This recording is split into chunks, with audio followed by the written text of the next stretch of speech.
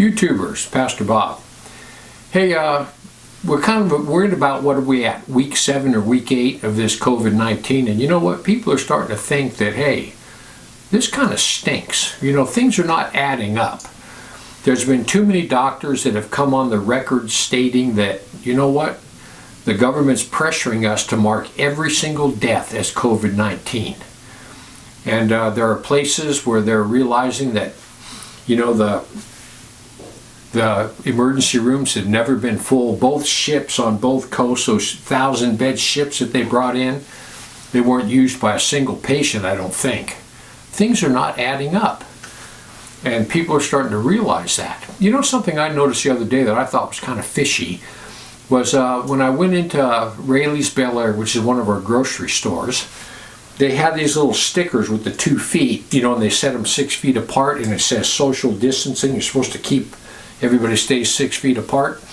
Well, I went into Walmart and they had the same stickers. And they had these big arrows printed up that were stickers stuck on the floor that were 6 feet long. And you know, they just, all this stuff, I noticed about the same thing in both stores. And I'm sitting there thinking, well now, if those are in both these stores, they're probably in every store that's open all the way across America. And I'm thinking, when did those stickers get manufactured? I mean, they've already been down there at least 4 weeks. So that means from the time this thing started to the time social distancing came about, you mean to tell me they found a factory and they were able to design all those stickers and get them printed up? That's kind of fishy to me. I don't think so. It kind of looks to me like that was all done ahead of time. They were pre-printed, pre-distributed before this thing ever started. This whole thing seems pretty darn fishy to me. So this is what I want to talk to you about. You know, remember when 9/11 happened? You know, when 9/11 happened, it didn't take me too long to figure out that that was a scam. Once I discovered that Building 7 was not hit by one single thing, and that afternoon, you know, the CNN reporter was sitting there talking about Building 7 had already collapsed, but yet you could see Building 7 over her shoulder. It hadn't collapsed yet. And then about 30 minutes later, it did the most perfect implosion. It was done by a demolition team. And that's what showed me that 9/11 was a complete inside job. And I realized then that if George W. Bush would kill 3,000 of his own citizens, knowing full well what was going on, if they could pull off that, they could pull off anything. And this COVID-19 is them just pulling off something on a grander scale. When 9/11 happened, a couple of things came about that. First of all, the Patriot Act. They could completely do anything they wanted to regardless of the Constitution. After that, the TSA came about, totally restricting our travel. You go in to fly on any airplane, you can't take any shampoo, you can't take nothing. They can virtually strip search you for no reason whatsoever. So we had the whole TSA come about to restrict all airline travel. And then we had the Department of Homeland Security, which is nothing more than a military arm to keep the citizens under control. So we had those 3 things, the Patriot Act, the TSA, and Homeland Security, all came about through 9/11. People, I got a feeling there's going to be some things come about from this COVID thing.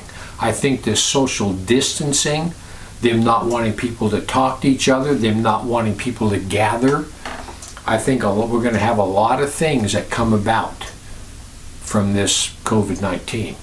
It wouldn't surprise me a bit. They're already talking about how I've heard doctors say that we need to come out with these handheld thermometers. Every school, every store, every business, every workplace, everything.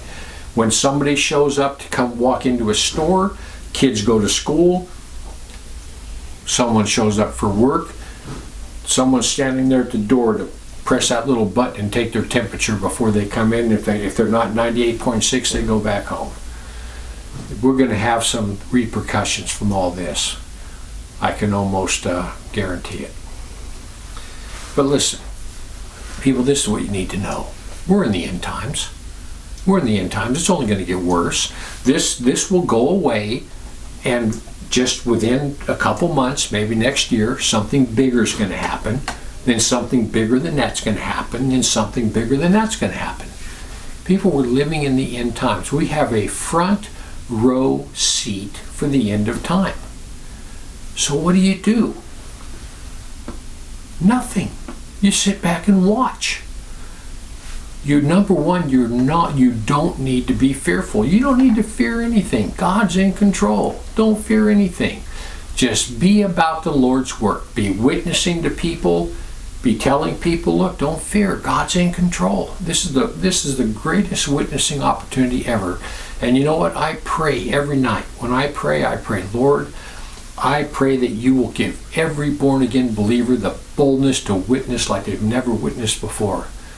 The fields are white, ready to harvest.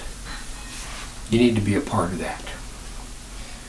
You know something else that we did with this COVID-19? The entire Islamic world is sitting back, watching. And they're going, hey, you want to bring down the West? You don't do it with a gun. You don't do it with a terrorist bomb. You want to stop these people? Looks to me like all you got to do is go into some lab and invent this turbo bug that's going to wipe everybody out. And all you got to do is unleash it in a couple of cities, and they'll shut down the whole country, and all these people will run into their houses. You don't think that the Islamic world's been watching? Well, they have. People, listen. It's only going to get worse, and it's never going to get better. I believe we're in the end times, and just sit back. Sit back, watch it all unfold. And people, I know it's not easy to watch all this unfold. This times are going to get rough. Right now, it looks like 25% of Americans have lost their jobs, and those jobs might not be coming back. I mean, times are going to get hard. But God's in control. Fear not, God's in control. The Bible says very plainly that no matter what happens, God's going to take care of you. If you're God's child, He will take care of you. That's an absolute promise. Anyway, listen. That's all I wanted to tell you was fear not.